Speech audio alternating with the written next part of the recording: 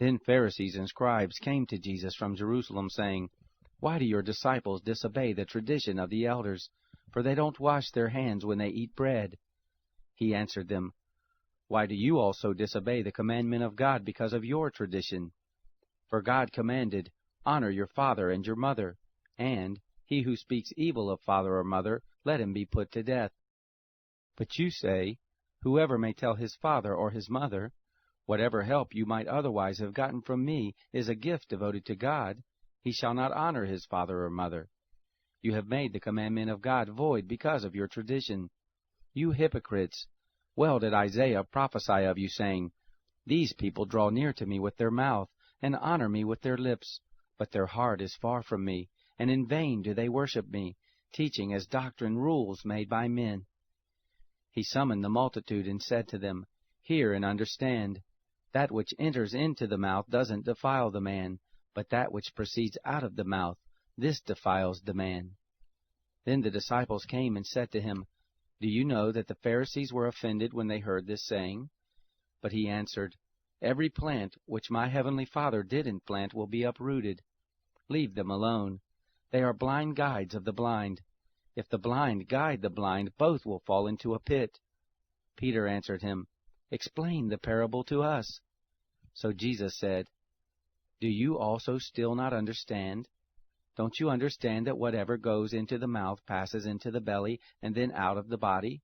But the things which proceed out of the mouth come out of the heart, and they defile the man. For out of the heart come forth evil thoughts, murders, adulteries, sexual sins, thefts, false testimony, and blasphemies. These are the things which defile the man, but to eat with unwashed hands doesn't defile the man. Jesus went out from there and withdrew into the region of Tyre and Sidon.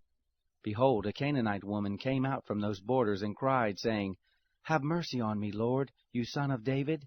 My daughter is severely demonized. But he answered her not a word. His disciples came and begged him, saying, Send her away, for she cries after us.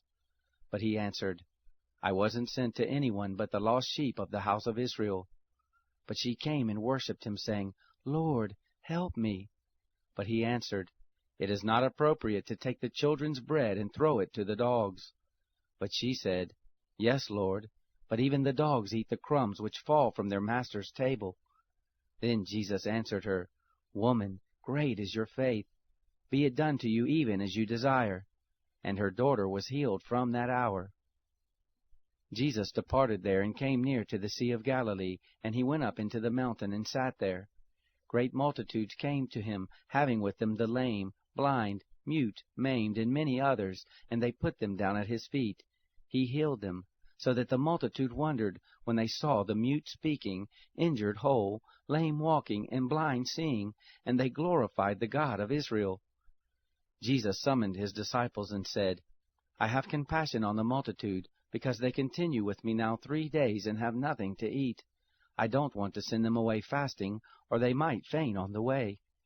The disciples said to him, Where should we get so many loaves in a deserted place as to satisfy so great a multitude? Jesus said to them, How many loaves do you have? They said, 7, and a few small fish.